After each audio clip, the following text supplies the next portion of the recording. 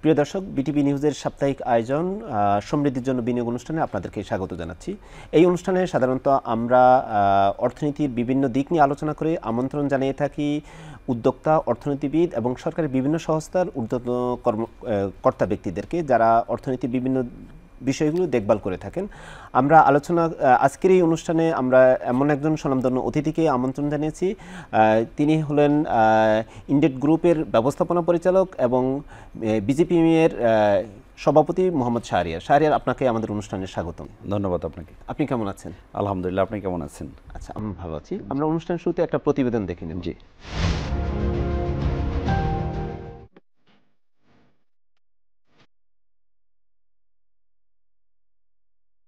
বাংলাদেশের তৈরি পোশাক শিল্পের খ্যাতি আছে বিশ্বজুড়ে। তবে প্রতিটি বোতাম, লেবেল, জিপার, ট্যাগ, কার্টন এসব উপকরণ উৎপাদন করে যে শিল্প, তা আজও অনেকের অজানা। যদিও নজর কম রয়েছে, কিন্তু এই শিল্পই ভবিষ্যতের রপ্তানির বিপ্লবের অন্যতম চালিকা হতে পারে। কারণ গত কয়েক দশকে এই খাতে প্রচুর বিনিয়োগ হয়েছে। মাত্র 10 বছরে যোগ হয়েছে প্রায় 700 নতুন কারখানা। 2014 সালে বিজিএপিএমইএ এর সদস্য ছিল 1310টি কারখানা, যা এখন প্রায় 2000-এর বেশি। যদিও কিছু কারখানা এখন বন্ধ অবস্থায় আছে, তবুও সংখ্যাকে লক্ষ্য করলে বোঝা যায় খাতটি দ্রুত প্রসারিত হচ্ছে। 80-র দশকে তৈরি পোশাক শিল্পের যাত্রা শুরু হলে বাংলাদেশকে অ্যাক্সেসরিজ ও প্যাকেজিংয়ের সব পণ্য আমদানি করতে হতো। অথচ আজ দেশেই তৈরি হয় গার্মেন্টসের প্রায় শতভাগ উপকরণ। এমনকি আধুনিক প্রযুক্তির RFID tag, barcode sticker, biodegradable packaging এসব পণ্য এখন দেশেই তৈরি হচ্ছে। শুধু গার্মেন্টস নয়, ওষুধ, চামড়া, সিরামিক, হিমায়িত খাদ্যসহ যা কিছু রপ্তানি হয় তার প্যাকেজিং উপকরণ সরবরাহ করে থাকে স্থানীয় শিল্প। বর্তমানে বাংলাদেশ বছরে অ্যাক্সেসরিজের প্যাকেজিং খাত থেকে আনুমানিক $8 বিলিয়ন রপ্তানি আয় করছে, যার মধ্যে প্রায় $1 বিলিয়ন সরাসরি রপ্তানি। অ্যাক্সেসরিজের বিশ্ববাজারের আকার প্রায় $250 বিলিয়ন এবং প্রতি বছর প্রায় 9% বৃদ্ধি পাচ্ছে। চীন যদি স্বল্প মূল্যের অ্যাক্সেসরিজ উৎপাদন থেকে সরে যায়, তাহলে বাংলাদেশের সামনে $15 বিলিয়ন বাজার খুলে যাচ্ছে। দেশের রপ্তানির লক্ষ্যমাত্রা 2030 সালের মধ্যে $100 বিলিয়ন পূরণ করতে চাইছে। আর এই সীমায় গিয়েও অ্যাক্সেসরিজ ও প্যাকেজিং খাত $15 বিলিয়ন একটি গুরুত্বপূর্ণ অংশ হিসেবে অবতীর্ণ হতে পারে। উদ্যোক্তারা এটিও বাস্তবসম্মত মনে করছেন। বর্তমানে অন্তত 30টি প্রতিষ্ঠান রয়েছে, যারা প্রত্যেককে $500 কোটি টাকার বেশি বিনিয়োগ করেছে এই খাতে।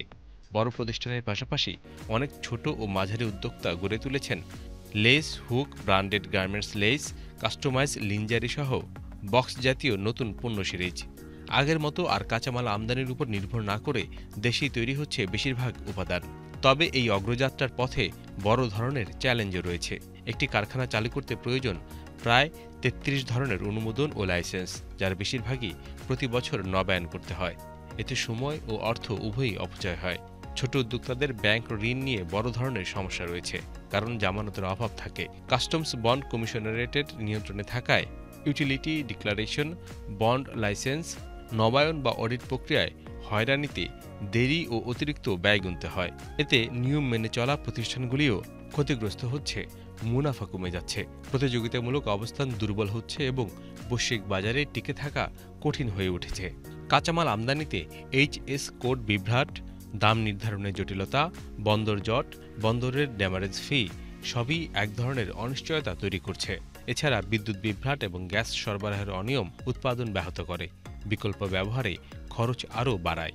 অধিকাংশ প্রতিষ্ঠান এখনও পরিবেশ বান্ধব প্রযুক্তির বিষয়ে পিছিয়ে রয়েছে, অথচ ভবিষ্যতে ইউরোপ সহ অন্যান্য দেশগুলোর পরিবেশগত মান আরও দৃঢ় হবে। সময় থাকতে প্রস্তুতি নেওয়া জরুরি। যদিও বেশ কিছু কারখানা নবায়নযোগ্য জ্বালানির ব্যবহার ও টেকসই প্রযুক্তি ব্যবহার করছে, স্বীকৃতি হিসেবে সরকার ও বিদেশি সংস্থার কাছ থেকে পাচ্ছে গ্রিন সনদ।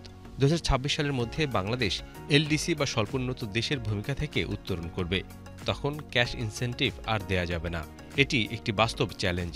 তবু সরকার চাইলে বিকল্প পথে সহায়তা করতে পারে। উচ্চ প্রযুক্তির কারখানা ও পরিবেশ বান্ধব উৎপাদনের জন্য স্বল্প সুদের ঋণ, ইইএফ তহবিলে প্রবেশাধিকার, ইউডি প্রক্রিয়া স্বয়ংক্রিয়করণ, 5 বছর মেয়াদে লাইসেন্স নবায়ন ব্যবস্থা এবং নির্ভরযোগ্য করনীতি চালু করে হয়রানি ও অতিরিক্ত খরচ কমানো যেতে পারে। এইচএস কোড সহযোগীকরণ, বন্দরের আধুনিকীকরণ ও লজিস্টিক সাপোর্ট বৃদ্ধি করাও জরুরি। এগুলোই অ্যাক্সেসরিজ খাতের স্বাবলম্বিতার পথকে প্রশস্ত করবে। অ্যাক্সেসরিজ ও প্যাকেজিং খাত এখন আর পোশাক শিল্পের ছায়ায় আটকে নেই।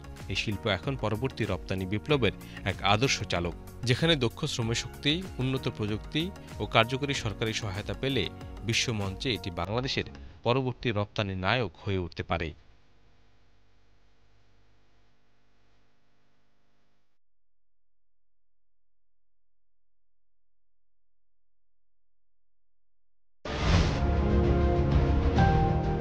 জনাব শাহরিয়ার, আপনার কাছ থেকে জানতে চাইবো, আপনি অ্যাক্সেসরিজ ইন্ডাস্ট্রির সাথে জড়িত আছেন এবং এই অ্যাসোসিয়েশনের সভাপতিত্বের দায়িত্ব পালন করছেন। তো বাংলাদেশে অ্যাক্সেসরিজ ইন্ডাস্ট্রি, তো আমরা জানি যে তৈরি পোশাকের সাথে সাথে এই ইন্ডাস্ট্রিটা বড় হয়েছে। এই মুহূর্তে আপনারা তৈরি পোশাকের অ্যাক্সেসরিজের কতটুকু সরবরাহ করতে পারেন, আমাদেরকে একটু ধারণা দেবেন। ধন্যবাদ আপনাকে। একটু আমি কারেকশন করি। আমরা garments accessories and packaging manufacture exporter association, but আমরা গার্মেন্টসকেই শুধু আমরা হলো দেশের এক্সেসরিজ টিমস অ্যান্ড প্যাকেজিং দেই না।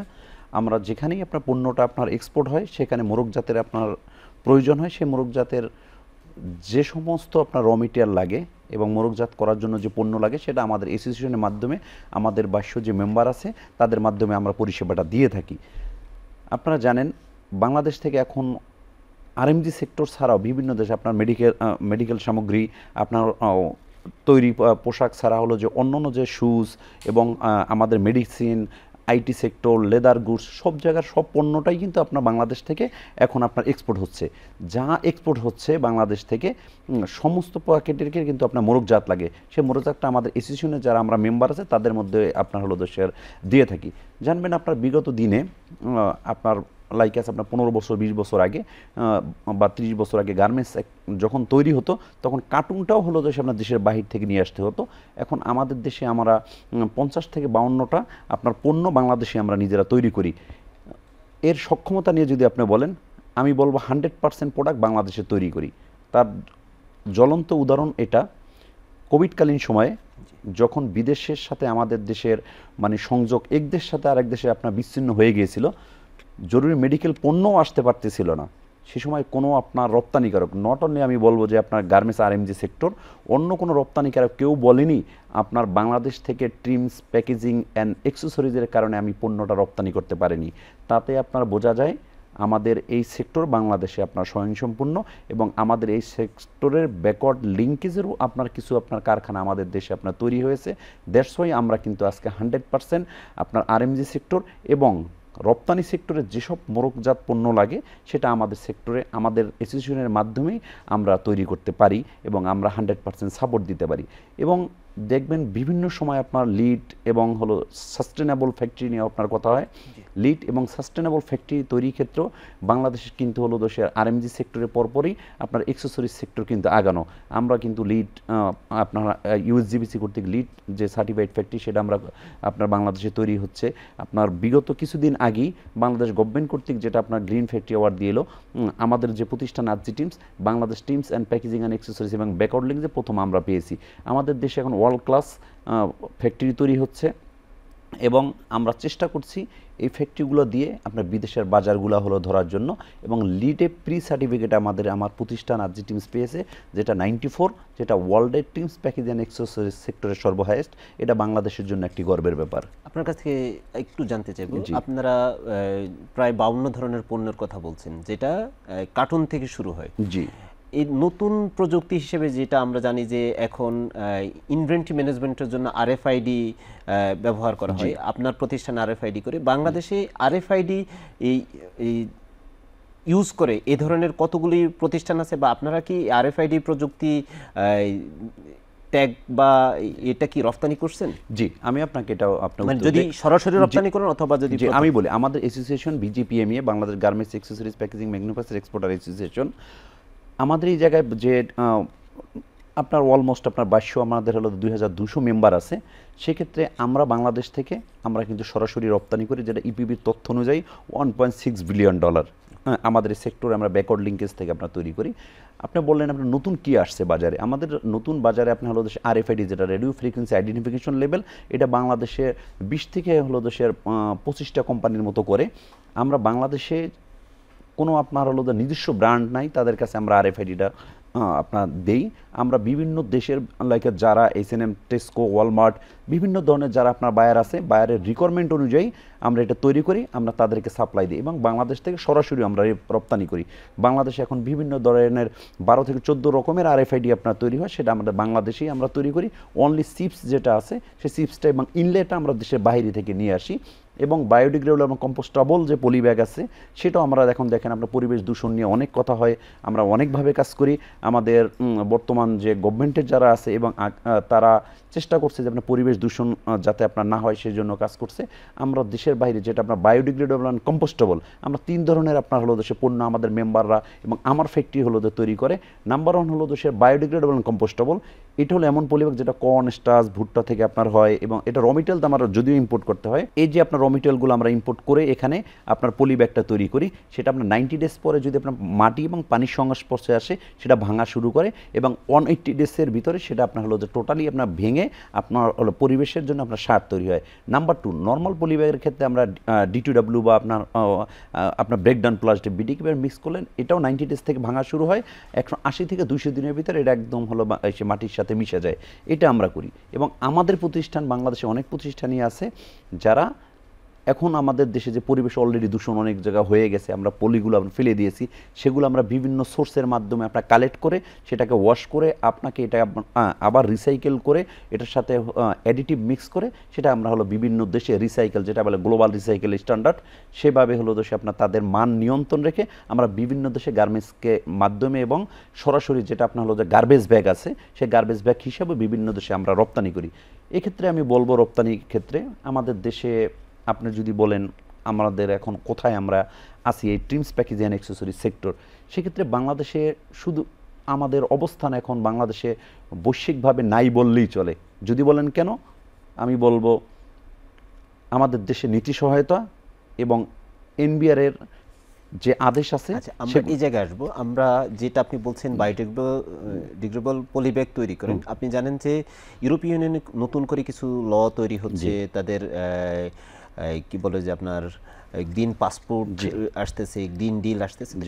এই জায়গায় এসে 2026-এর পরে বলা হচ্ছে বা 27-এর পরে ইউরোপিয়ান ইউনিয়ন রপ্তানি করতে হলে আপনাকে আপনি যে পলি দিয়ে প্যাকেজিং করবেন বায়োডিগ্রেডেবল অথবা এনভায়রনমেন্ট ফ্রেন্ডলি বা রিসাইকেলড হতে হবে। তো আমাদের ইন্ডাস্ট্রিতে আমরা যারা এখন নর্মাল পলিব্যাগ দিয়ে রপ্তানি করছি, আমরা কি 26 বা 27-এর এই টাইমলাইনের মধ্যে ওই ক্যাপাসিটি পৌঁছাতে পারবো? 100% we are ready, because at this moment আমরা কিন্তু হলো দেশের যে মেশিন দিয়ে আপনাকে মানে আপনার ভার্জিন ম্যাটেরিয়াল তৈরি করে দিচ্ছি সেটা দিয়েই কিন্তু আপনার রিসাইকেল তৈরি করা যায়। কারণ শুধু রিসাইকেলের চিপসটা হলেই হবে।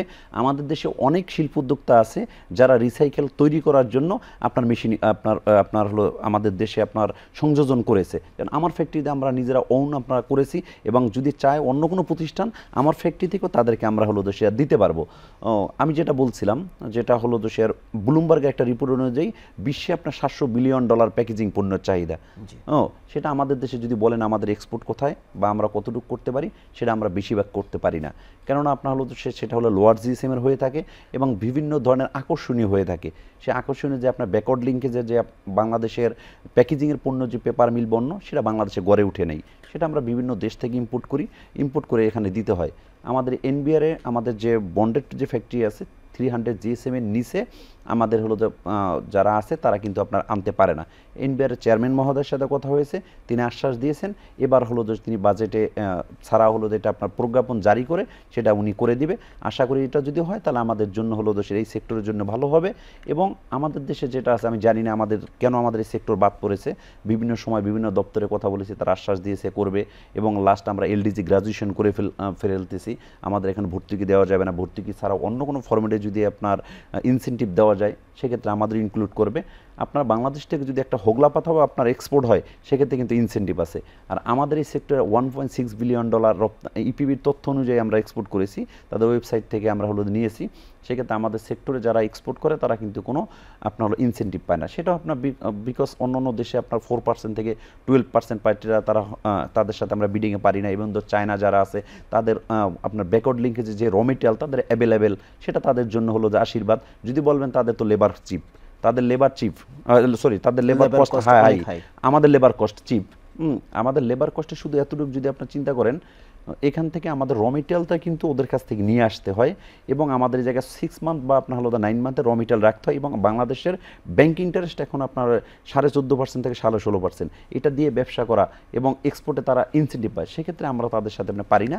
আশা করি এখন যদি আমাদের ইন্টারেস্ট রেটটা যদি আপনার কম থাকে, এনবিআর এর নীতি সহায়তা উনি আশ্বাস দিয়েছে যেটা হয়, আশা করি বিশ্ববাজারে আমাদের উপস্থিতি আরও আপনার হলো শেয়ার উল্লেখযোগ্য হারে আমরা বাড়াতে পারবো। আপনাদের মেজর চ্যালেঞ্জ কি এই মুহূর্তে?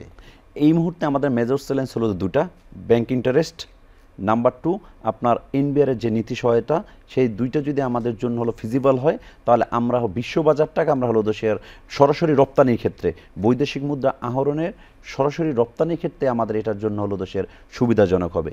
আর যদি লোকাল আমরা যেটা ব্যাক টু ব্যাক এলসির মাধ্যমে ড্রিম এক্সপোর্ট যেটা বলি আপনারা, সেই ড্রিম এক্সপোর্টে আমাদের যদি আপনার বাধা বলেন, সেই ড্রিম এক্সপোর্টে বাধা হলো যে আমাদের ইউটিলিটি নাম্বার 1, যারা আমাদের ইয়ার্ন ডাইং ফ্যাক্টরি আছে বা যারা বড় আপনার অটো কার্টুনের ফ্যাক্টরি আছে, তাদের হলো গ্যাস লাগে। সেই গ্যাসের প্রেশার আপনারা জানেন, আমরা অনেক কথা বলেছি, গ্যাসের প্রেশারটা আমরা হলো ঠিকমতো পাচ্ছি না ইউটিলিটির। এবং আমাদের যখন যারা আমরা বিনিয়োগ করেছি 2 বছর বা 3 বছর আগে, তখন আমরা আমাদের কিন্তু ইন্টারেস্ট রেট ছিল, আমাদের টার্গেট নিয়ে করেছিলাম হলো যে 9% বা 6%, এবং যদি আমরা সরকারি আপনার ইডিএফ বা ইউপাস এই লোনের মাধ্যমে যেতাম, 4.5% বা 3.5% ছিল। এখন সেটা আপনার ইউপাস বা ইডিএফে হয়ে গেছে 8.5% থেকে 9%, এবং নর্মাল যে লোন, সে লোন ইন্টারেস্ট আপনার 14.5 থেকে 16% হয়ে গেছে। এই 2-3টা আমাদের হলো ব্যারিয়ার আছে।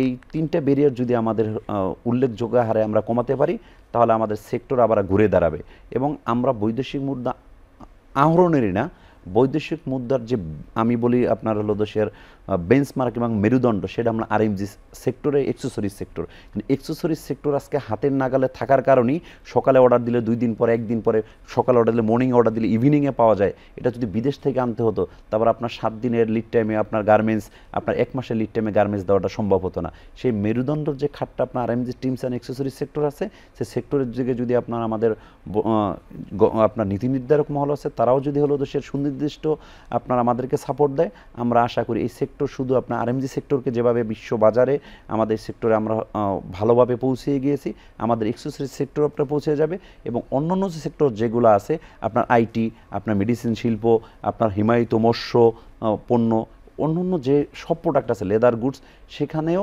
আমাদের কিন্তু কন্ট্রিবিউশন উল্লেখযোগ্য হারে বাড়াতে পারবো। এই সেক্টরে দিনে দিনে আপনার হলো দেশের কর্মসংস্থান হবে, সেক্টরে আপনার হলো সে ভ্যালুয়েশন যেটা আছে অন্যান্য যে প্রোডাক্টে, সেটা কমবে। আমাদের ক্ষেত্রে ভ্যালুয়েশন আমরা হলো বাড়াতে পারবো, এবং সেক্টরে কর্মসংস্থান বেশিরভাগে বাড়বে, এবং স্কিল্ড যে ম্যান পাওয়ার, সেটা আমাদের দেশে তৈরি করতে পারবো আমাদের এই শিল্পের মাধ্যমে। আচ্ছা, এই শেষ কোশ্চেন করি আপনাকে। জি প্লিজ। স্কিল ম্যান পাওয়ারের কথা বলছেন, আপনার সেক্টরে যে আমরা জানি যে আপনারা যারা উদ্যোক্তা হয়েছেন, যে তারা ম্যাক্সিমামে হয়তো ইন্ডাস্ট্রিতে চাকরি করতে আসছেন, চাকরি থেকে আপনারা উদ্যোক্তা হয়েছেন, হাতে গোনা 2-4 জন হলো উদ্যোক্তা যারা ব্যবসায় সরাসরি ব্যবসায় আসছে। এখন এই মুহূর্তে আপনাদের স্কিল ম্যান পাওয়ারের কি অবস্থা আপনার ইন্ডাস্ট্রি? এক্ষেত্রে আমি আপনাকে হলো দেশে ভালো একটা আপনার কোশ্চেন করেছেন, বা এটার উত্তরটা হলো দেশে চমকপ্রদ, মানে এটার হলো যে জ্বলন্ত উদাহরণ আমি নিজেই। আমি একটা কোম্পানিতে, আপনার 2টা কোম্পানিতে আপনার জব করেছি, একটা মাল্টিন্যাশনাল কোম্পানিতে এবং আরেকটা লোকাল কোম্পানিতে করে। আমি কিন্তু অভিজ্ঞতা নিয়ে, আমি হলো রিস্ক নিয়ে ব্যবসায় এসেছি করে, আজকে হলো দেশে আমরা ব্যবসার এখান পর্যন্ত এসে, আমি যে সেক্টরের মাধ্যমে আপনার এই সেক্টরটাকে, যে অ্যাসোসিয়েশনের মাধ্যমে এই সেক্টরটা লিখে, সেই অ্যাসোসিয়েশনে আমি প্রেসিডেন্ট হয়েছি। আমাদের সেক্টরে আমাদের দেখা যায় কারিগরি শিক্ষা আমাদের সেক্টরে নাই, যে ইনস্টিটিউট বলতে আমাদের সেক্টরে নাই। তখন আমরা চিন্তা করলাম আমাদের বিজিপিএমএ, যেটার মাধ্যমে আমরা man power, skilled man power করার জন্য আমরা ট্রেনিং দেব, সেটা আমাদের চলমান আছে। তার মাধ্যমে হলো সে কয়েকটা ব্যাচই বের হয়েছে, তারা বিভিন্ন ফ্যাক্টরিতে কর্মসংস্থানের জন্য আছে। তাছাড়াও যারা বড় বড় শিল্প উদ্যোক্তা আছে আপনার টিমস প্যাকেজিং অ্যান্ড অ্যাক্সেসরিজ সেক্টরে, তারা বিভিন্ন দেশ থেকে আপনার এর আগে, মানে আপনার এখনও আপনার হলো 15 দিন, 20 দিন, 1 মাস বা 2 মাসের জন্য বিভিন্ন দেশ থেকে মেশিনের সাথে কন্ট্যাক্ট হয়, যারা মেশিন সাপ্লাই, তাদের সাথে কন্ট্যাক্ট হয়, তোমরা আমাদেরকে 1 মাসের জন্য বা 2 মাসের জন্য ম্যান পাওয়ার দিবা, বা 6 মাসের জন্য দিবা, বা 3 মাসের জন্য। তারা এসে আমরা ট্রেনিং করে, আমাদের সেক্টরে যারা আছে তারা ট্রেন আপ হয়, তারপরে এটা হলো দেশের আপনার চেইন অফ কাস্টডির মতো বিভিন্ন জায়গায় আপনার ছড়িয়ে পড়ে। এটা কি আপনারা যখন নতুন প্রযুক্তি কিনছেন তখনই সাথে নতুন প্রযুক্তির সাথে আমরা হলো নতুন প্রযুক্তির ট্রেন আপের জন্য ম্যান পাওয়ারও আমরা হায়ার করে নিয়ে আসি আমাদের এই সেক্টরকে ডেভেলপ করার জন্য। ধন্যবাদ আপনাকে আমাদেরকে সময় দেওয়ার জন্য। ধন্যবাদ আপনাকেও বিটিভিতে আমন্ত্রণ করার জন্য। প্রিয় দর্শক, এই ছিল আমাদের আজকের অনুষ্ঠান, এখানেই শেষ করছি। আশা করি আগামী পর্বে অন্য কোনো অতিথিকে নিয়ে আবার আপনাদের সাথে দেখা হবে। ততক্ষণ পর্যন্ত ভালো থাকবেন। আল্লাহ হাফিজ।